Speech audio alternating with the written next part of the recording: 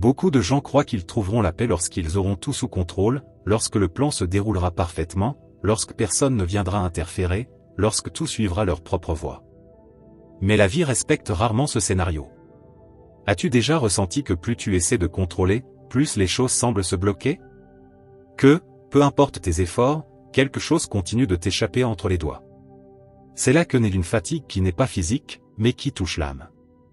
Une âme qui vit constamment en alerte, essayant de retenir ce qu'elle aurait dû lâcher depuis longtemps. Le stoïcisme ne t'apprend pas à vaincre par la force, mais à lâcher ce que tu ne peux pas contrôler et à renforcer ce qui dépend réellement de toi. Parce que, parfois, ce qui empêche les choses de circuler librement, ce n'est pas le monde extérieur, mais la tension intérieure, le besoin d'avoir raison, l'attente d'une réponse, la peur de décevoir, ou encore ce plan trop idéalisé. Et plus tu forces, plus la vie semble te répondre par la résistance. Mais il existe un autre chemin, un chemin plus léger, plus sage et plus profond. Aujourd'hui, je vais te partager 11 leçons stoïciennes qui t'aideront à arrêter de lutter contre le courant et à commencer à naviguer avec lui, avec présence, clarté et force. Tout commence par une décision simple, lâcher ce que tu ne peux pas contrôler et protéger ce qui compte vraiment. Si ce message résonne déjà en toi, écris-le dans les commentaires. Parce que lorsque tu choisis de suivre le flux au lieu de résister, toute la vie semble respirer avec toi. 1. Lâche le contrôle et laisse la vie se dérouler. Il existe un moment où l'effort, au lieu de te rapprocher de ce que tu veux, commence à t'en éloigner. Non pas parce que l'effort est inutile, mais parce qu'il perd sa direction lorsqu'il naît de l'anxiété. La vie n'est pas un coffre-fort avec une combinaison précise, elle ressemble plutôt à un sentier dans la brume. Tu ne peux pas toujours voir la fin, mais tu peux sentir le sol sous tes pieds. Et c'est dans ce désir de contrôler chaque tournant que le chemin commence à disparaître. Tu essaies de garantir le résultat, de prévoir chaque réaction, d'appuyer sur tous les bons boutons, et plus tu t'acharnes, plus la vie semble se fermer. Le contrôle, lorsqu'il est excessif, ne protège pas, il déconnecte. Elena, par exemple, a passé 3 ans à tenter de créer la pâtisserie parfaite, menu impeccable, réseaux sociaux parfaitement organisés, tout planifié, mais rien ne fonctionnait. Jusqu'au jour où, épuisée, elle a recommencé à faire ce qu'elle savait faire avec le cœur, des gâteaux simples, à l'ancienne, sans pression. Elle n'a pas abandonné son rêve, elle a juste lâché le poids de l'attente. Et, lorsqu'elle a cessé de forcer, les commandes ont commencé à affluer. Cela arrive aussi dans les relations. Certaines personnes essaient de sauver un lien en donnant plus de présence que l'autre n'est prêt à recevoir. Elles insistent, elles pressent, elles mendient de l'attention, mais l'excès d'effort, lorsqu'il n'est pas réciproque, se transforme en étouffement. Et étouffer est une manière de repousser, même lorsque l'on veut se rapprocher. La philosophe française Simone Veil disait, « L'attention pure et désintéressée est la forme la plus rare et la plus généreuse de l'amour. » Parfois, cesser de forcer, c'est exactement cela, arrêter d'exiger des réponses et, à la place, offrir une présence silencieuse, sans urgence, sans pression. Le stoïcisme nous rappelle de vivre en harmonie avec la nature, même la nature des autres. Ce n'est pas de la passivité, c'est de l'intelligence émotionnelle. Forcer le rythme des choses, c'est mépriser la sagesse du temps. En psychologie, on appelle cela le surfonctionnement, fournir le double d'effort pour maintenir en vie un projet, une relation, ou une image. Et, ce faisant, on s'épuise. Le résultat, fatigue, frustration et, souvent, abandon. Car rien ne fleurit dans un sol saturé de pression. Si tu sens que tu es en train de trop forcer, arrête-toi. Fais un pas en arrière et demande-toi, est-ce que cela vient avec légèreté ou avec tension? Au lieu de pousser, écoute. Laisse à l'autre l'espace pour bouger. Laisse au plan le temps de se réaliser. Tout ce que tu lâches n'est pas perdu. Parfois, c'est précisément cela qui permet à quelque chose de revenir, en mieux. Parce que ce qui est vrai n'exige pas de force constante, il exige de la présence, mais une présence qui respecte le temps, le silence et le rythme de la vie. Forcer, c'est dire, je ne fais confiance qu'à moi-même. Cesser de forcer, c'est, paradoxalement, faire confiance à la vie elle-même. 2. Change ce que tu ressens, et ton énergie commencera à attirer ce que tu mérites. Parfois, la vie t'offre même ce que tu as demandé, mais tu n'es pas prêt à le recevoir. Tu peux avoir le bon plan, les bonnes ressources, même la bonne opportunité. Mais si ton état émotionnel est tendu, réactif ou constamment en alerte, rien ne circule. C'est comme essayer d'ouvrir une porte en poussant de toutes tes forces, sans te rendre compte qu'elle s'ouvre en tirant. Plus tu forces, moins ça avance. Beaucoup disent qu'ils n'ont besoin que d'une seule opportunité. Mais quand elle se présente, ils n'arrivent pas à se détendre, ils ne font pas confiance au processus et veulent tout contrôler dans les moindres détails. Imagine quelqu'un qui obtient enfin la promotion qu'il attendait, au lieu de s'appuyer sur ses compétences de leader, il se met une pression doublée, refuse de déléguer, corrige sans cesse ses collègues. Ce qui devrait être léger devient alors un fardeau. Il ne manque pas de compétences techniques, c'est son état intérieur qui est en conflit avec le rôle qu'il veut occuper. En relation, c'est pareil. Tu veux te reconnecter, tu veux qu'une conversation se passe bien, mais tu entres avec le cœur sur la défensive, prêt à être attaqué, et tu finis par répondre avant même d'écouter. Au fond, tu ne dialogues pas, tu te défends d'un passé au lieu d'écouter le présent. Résultat, peu importe tes efforts, le dialogue n'a pas lieu. L'erreur, c'est de croire qu'agir avec force suffit à tout résoudre. Mais la force, sans lecture du contexte, ne fait que créer de la friction. Le judo enseigne cela, la force ne s'applique qu'au moment opportun. En dehors de ce moment, c'est un gaspillage. En stoïcisme, Marc Aurèle disait, l'âme s'harmonise lorsqu'elle atteint un état d'indifférence envers ce qui ne dépend pas d'elle. Autrement dit, le véritable pouvoir naît de l'harmonie intérieure. Quand tu es bien avec ce que tu ressens, tu n'as rien à prouver. Et cette légèreté crée l'espace pour que les choses puissent arriver. En psychologie, on appelle cela la cohérence émotionnelle, lorsque le corps, l'esprit et l'attitude sont alignés. Les études montrent que, lorsque la respiration est stabilisée et la réactivité réduite, les gens prennent de meilleures décisions, communiquent plus clairement et se connectent mieux aux autres. Parfois donc, le problème n'est pas ce qui se passe, mais l'état dans lequel tu es lorsque cela se passe. Pour changer cet état, commence par agir sur ton espace intérieur. Une technique simple, utiliser la respiration comme encre. 3 minutes de respiration profonde, en portant ton attention sur ton corps, suffisent déjà à réduire le cortisol et à rééquilibrer ton centre émotionnel. Autre outil efficace, te demander, qu'est-ce qui guide mon attitude en ce moment? La peur, la précipitation ou la présence? Répéter cet exercice de conscience change complètement ta position intérieure. Avant de penser que le monde est bloqué, regarde à l'intérieur de toi. Parfois, la seule chose qui empêche la vie de circuler, c'est la force inutile que tu continues à appliquer, au mauvais endroit. 3. Abandonne la résistance. Tout ce qui arrive n'a pas besoin d'être compris. Certaines choses doivent simplement être traversées. Mais l'esprit humain est agité, il veut des explications, il veut un coupable. Et quand il ne trouve pas de sens, il l'invente. Nous classons tout comme juste ou injuste, bon ou mauvais, sans parvenir à simplement observer. Mais vivre sans juger ne signifie pas être indifférent. C'est avoir de la clarté, c'est savoir regarder ce qui arrive sans en faire à chaque fois une attaque personnelle ou un signe que l'univers nous a trahis. La vérité, c'est que la vie ne se déplace pas pour satisfaire nos attentes. Elle se déplace, simplement. Et il nous appartient de décider, réagissons-nous ou cherchons-nous à comprendre? La philosophie stoïcienne nous enseigne que tous les événements ne portent pas d'étiquette. Ce qui arrive, arrive. Et ce qui façonne la personne que tu deviens, ce n'est pas l'événement lui-même, mais la manière dont tu y réponds. Accepter ne signifie pas être passif. C'est faire preuve de sagesse. C'est comprendre qu'au lieu de te battre contre l'inévitable, tu peux utiliser ce qui arrive pour te renforcer. En psychologie, on appelle cela la réinterprétation cognitive, la capacité à changer le sens que l'on donne à un événement, sans nier qu'il a eu lieu.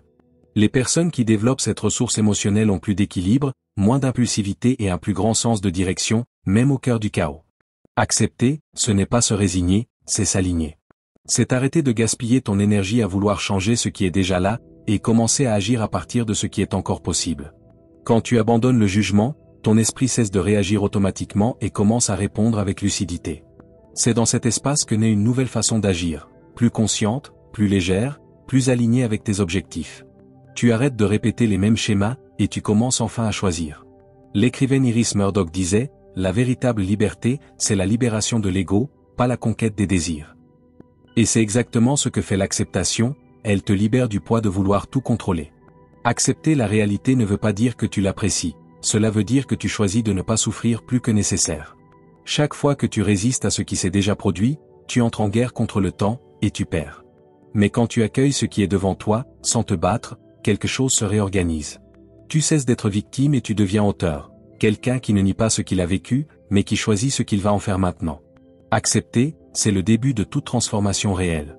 Car seul celui qui accepte ce qui est, peut réellement transformer ce qui sera. 4. Ralentis pour entendre ce qui compte vraiment. La précipitation génère du bruit. Et là où il y a du bruit, il n'y a pas d'écoute véritable. Tu peux entendre des voix, oui, mais tu ne comprends pas ce qu'elles disent. Le plus dangereux, c'est que tu commences à confondre le bruit avec la vérité, l'urgence avec l'importance, l'agitation avec le sens.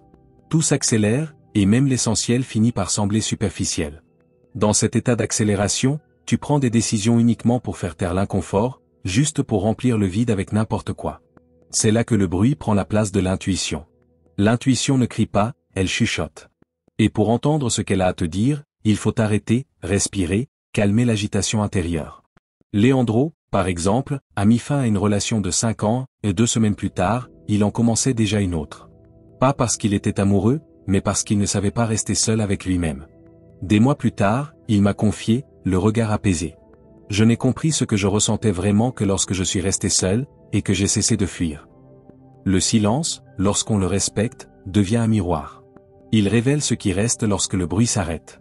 Et ce qui reste, bien souvent, ce sont toutes ces choses que tu ignorais depuis trop longtemps, cette tristesse enfouie, ce désir endormi, cette vérité que tu savais mais à laquelle tu n'avais jamais laissé le temps d'exister.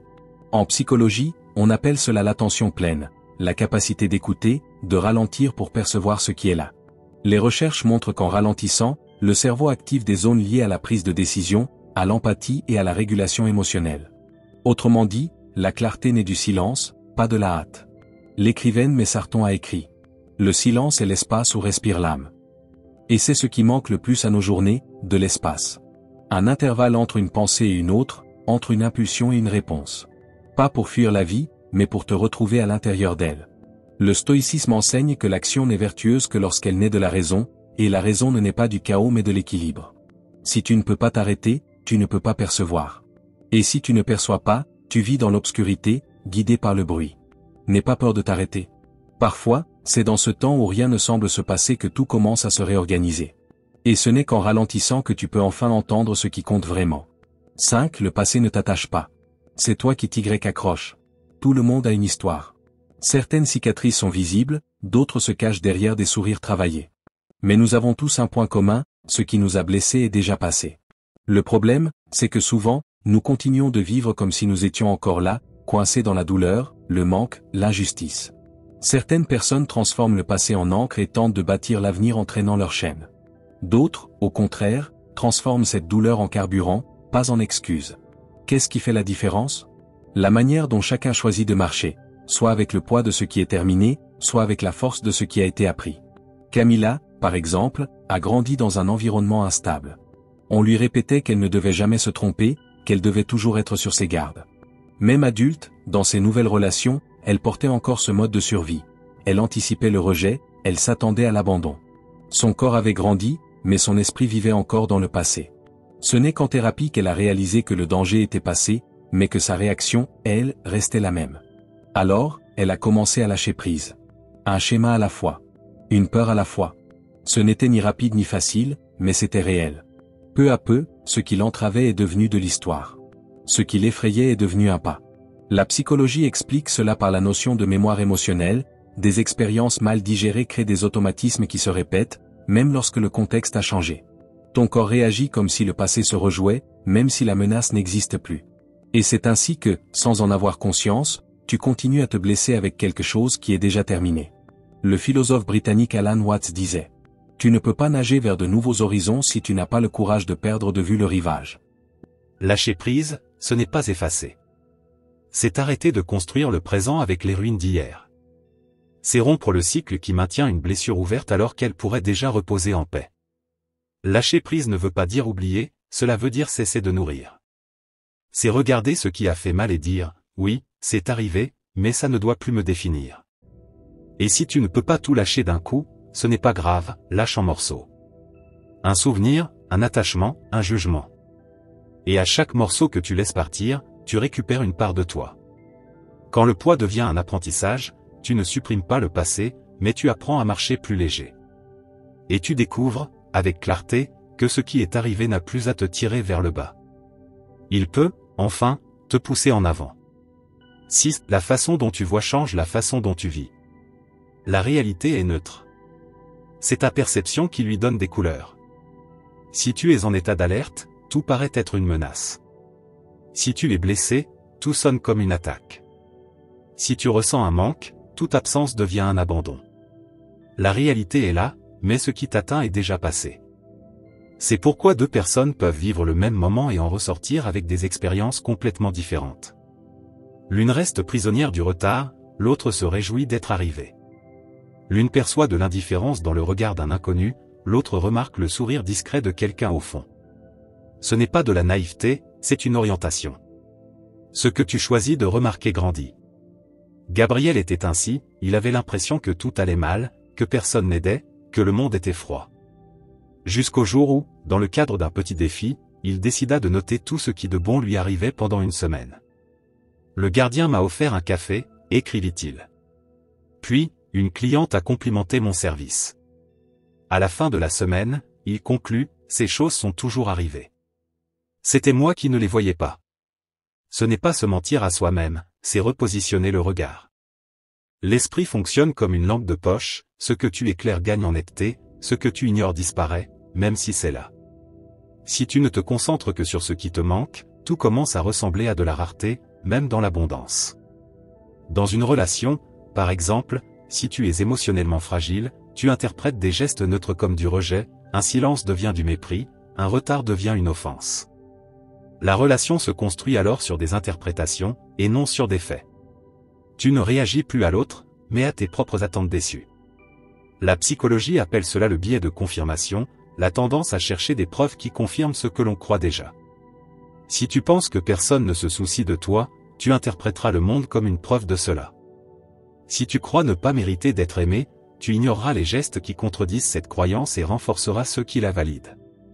La philosophe française Jeanne Hersch disait, « Le regard est créateur, il transforme ce qu'il touche. » Et c'est peut-être là le point essentiel, changer le focus ne change pas le monde, mais cela change ton expérience du monde.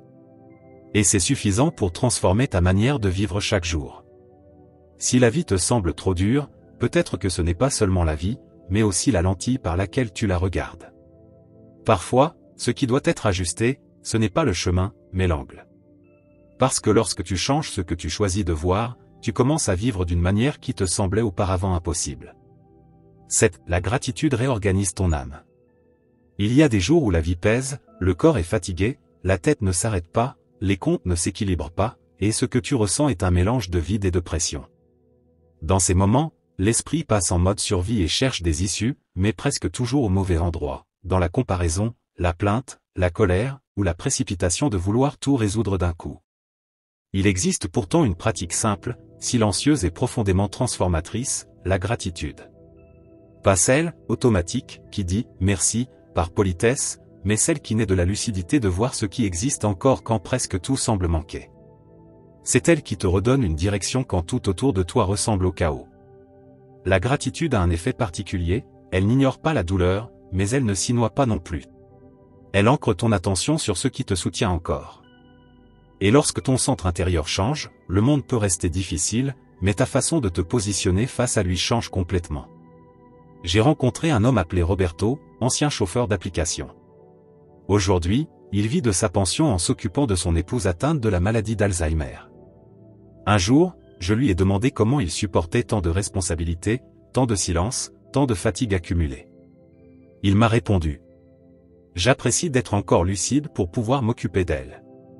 Cela m'a profondément touché. Ce n'était pas de la résignation, c'était de la présence, de l'amour habillé d'acceptation. La psychologie positive appelle cela la reconnaissance active du présent. Des études de l'Université de Californie montrent que les personnes qui pratiquent régulièrement la gratitude présentent moins de symptômes dépressifs et plus de résilience émotionnelle face à l'adversité. En plein cœur de tes jours difficiles, t'es-tu déjà souvenu de remercier pour ce qui te soutient encore ? Le philosophe français André Comte-Sponville a écrit « La gratitude est la mémoire du cœur ». Elle n'exige pas que tout aille bien, elle se contente de rappeler chaque jour qu'il reste quelque chose qui vaut la peine d'être protégé.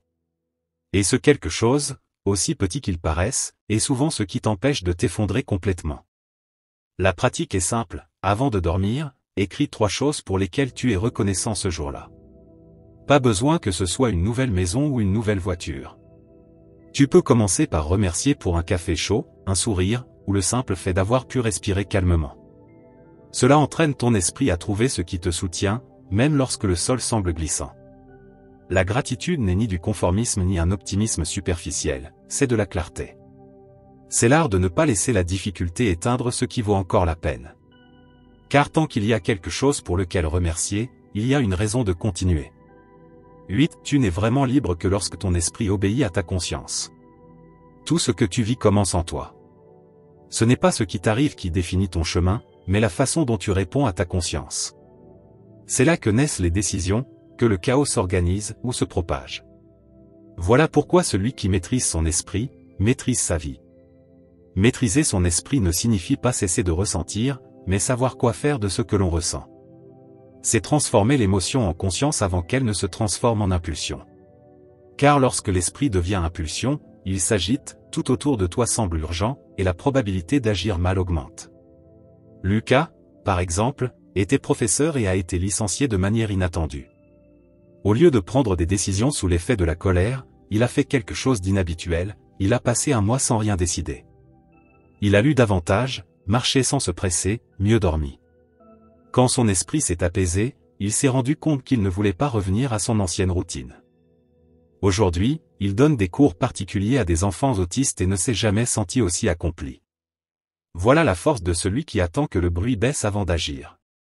Car lorsqu'on réagit en pleine tempête, on a tendance à se tromper de ton, à prendre le mauvais raccourci, à dire ce qui n'avait pas besoin d'être dit, à prendre des décisions qui deviendront ensuite des regrets. L'esprit a besoin d'un souffle avant de bouger. Les stoïciens appellent cela l'intervalle de conscience, l'espace entre le stimulus et la réponse. Plus cet espace est développé, plus tu es libre de choisir et moins tu es prisonnier de tes propres impulsions. Cet intervalle est le berceau de la sagesse émotionnelle. La philosophe Martha Nussbaum a écrit « Maîtriser l'émotion ne requiert pas de la nier, mais de la comprendre ». C'est exactement cela.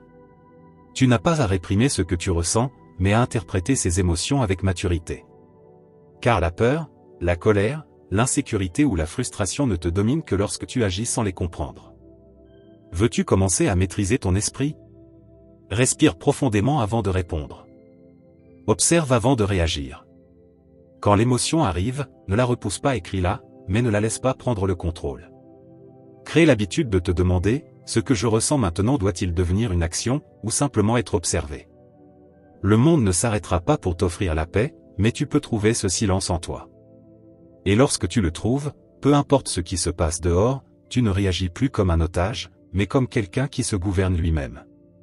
9. Cesse d'utiliser ton esprit comme un refuge, commence à l'utiliser comme un outil. Certaines personnes utilisent leur esprit comme une cachette, elles créent dans leur pensée des mondes parfaits, mais ne font jamais un pas pour les rendre réels. Elles croient qu'elles planifient, alors qu'en réalité elles s'anesthésient face à la vie. Avec le temps, ces châteaux de sable se transforment en frustration, car rêver sans agir fait mal. La véritable visualisation n'est pas un refuge confortable, mais une préparation courageuse. Elle n'existe pas pour te protéger de la réalité, mais pour te fortifier face à elle. Il ne s'agit pas de peindre un scénario idéalisé, mais de se familiariser avec l'effort nécessaire pour le rendre possible. La différence entre rêver et visualiser réside dans le corps. Celui qui visualise vraiment ressent le chemin, voit les détails, l'inconfort, les ajustements. Il imagine le processus, pas seulement le résultat. C'est comme s'entraîner avant une traversée, même sans savoir comment sera la marée. Un musicien, par exemple, répète mentalement chaque note avant de monter sur scène. Il ne fantasme pas qu'il sait jouer, il devient capable de jouer. L'esprit arrive d'abord, pour que le corps ne soit pas surpris ensuite. Visualiser vraiment, c'est rendre familier ce qui est inconnu.